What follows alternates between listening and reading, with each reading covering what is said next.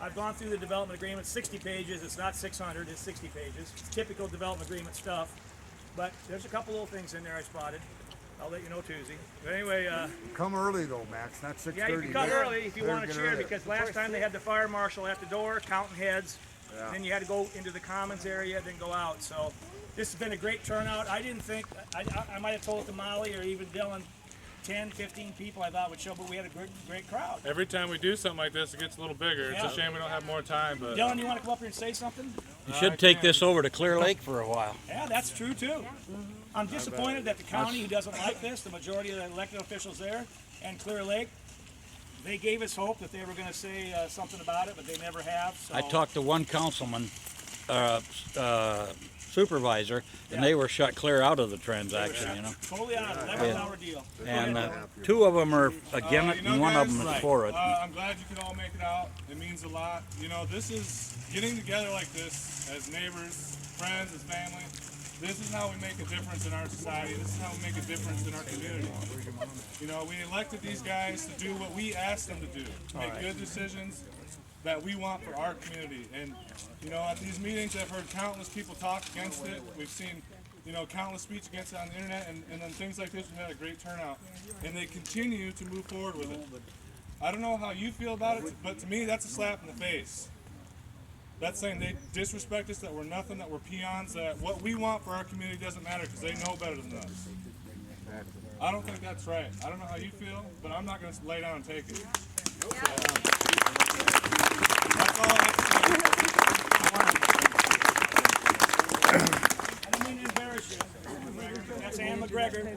She's done so much for the community, volunteered, given her time and money with a whole group of citizens to make Mesa City a different place. So we have Ann McGregor here, just as we have Dylan. That diversity. That's how big. That's every neighborhood is represented in this opposition, and that's what's really amazing is the diversity of the group. It's not just a bunch of rabble-rousers. It's the medical community has showed up. The medical community showed up for us. And, look at the other side, Max. All you have is hog farmers, a manure spreader, and a guy who bought you know what? They can't do this. They've only had 4 or 5 people speak in their behalf. 3 of them were realtors, and then the farm families came in, which they came because of CCI. They wanted to defend themselves. But our meetings, the 4 meetings that we've had, including this Tuesday night, they've been hijacked by those groups. This is a slaughterhouse that's going to be inside our city limits on the south edge of town. And we have every right to speak about that. We each get 5 minutes. But it was hijacked, kind of, our first 2 meetings. The first meeting, nobody even knew about it. Right. No. We didn't even have a chance to show up at that meeting. When the announcement came March 21st, 2 days later on Thursday, Planning and Zoning had their final reading on the change of zone. And those people that showed up by law, within 300 feet of that change of zone, you have an opportunity to speak about your issue, or what's going in there, what's going to be my new neighbor. Staff and the Planning and Zoning Commissioners did not know about the slaughterhouse. Pam, you worked at City Hall many years. That is absolutely terrible. When the Trout and Bookmeyer knew all about it, they did not share that information.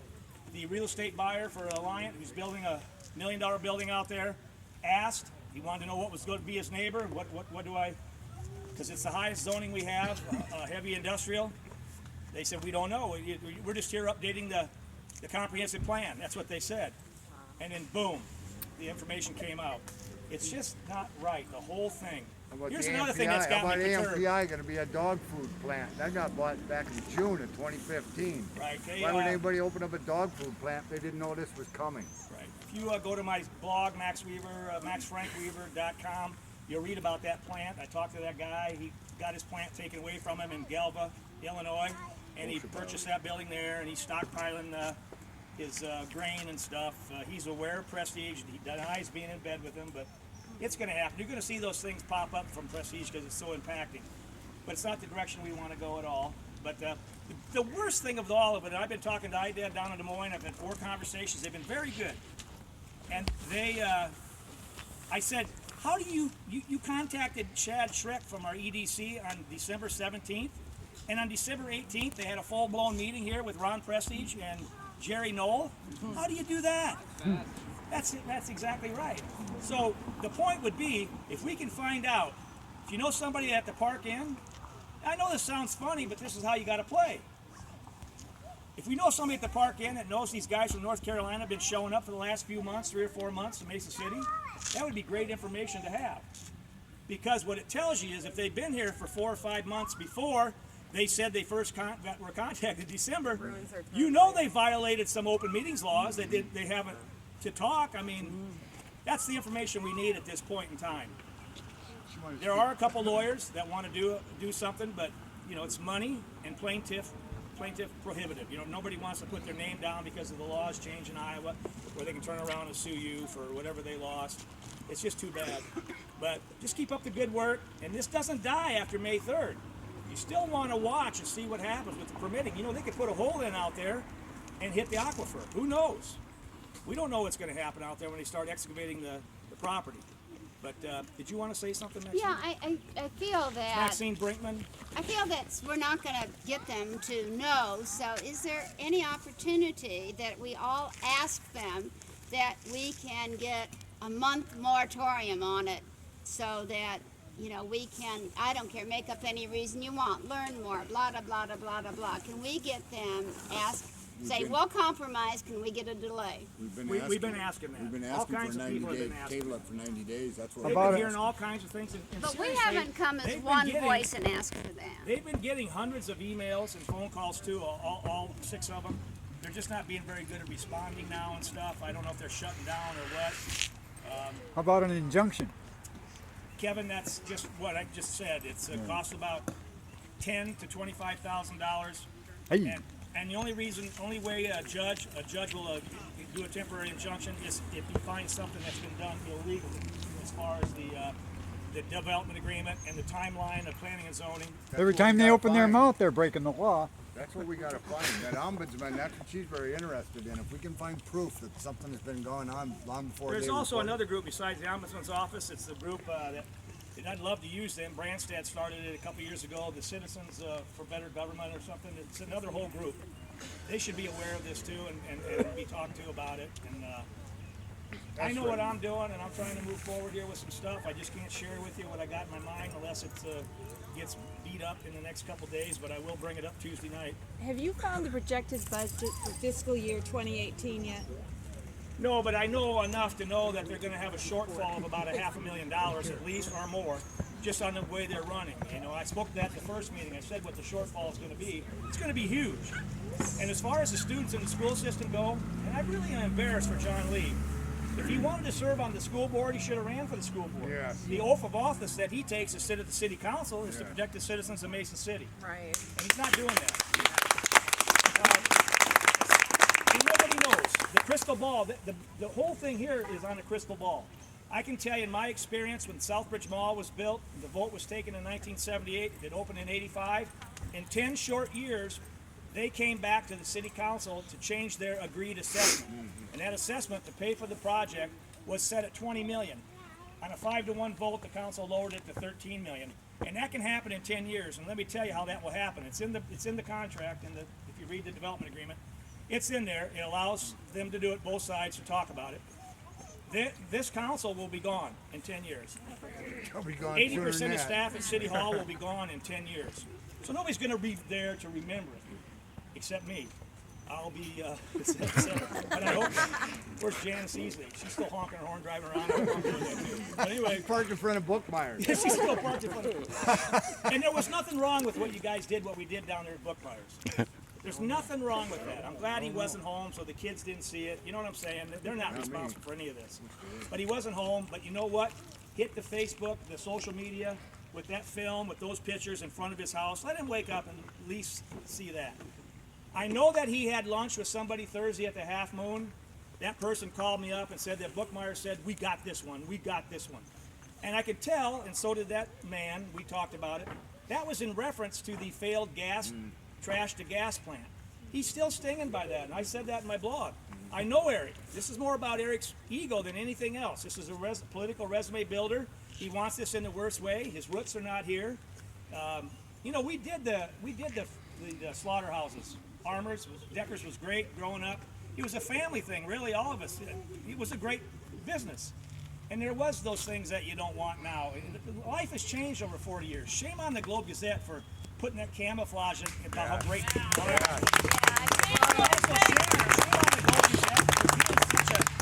Slanted newspaper over this whole issue. Yeah. And don't believe anything. If you want to know about St. Joe, send me to St. Joe and I'll go talk to the real people.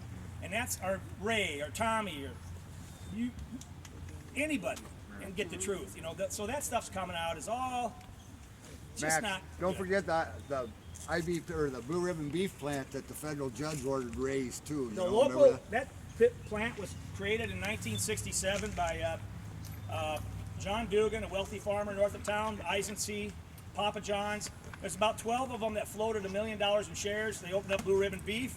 That plant was only open for 12 years in 1977 because of antitrust suit and union stuff. It got tore down, bulldozed down.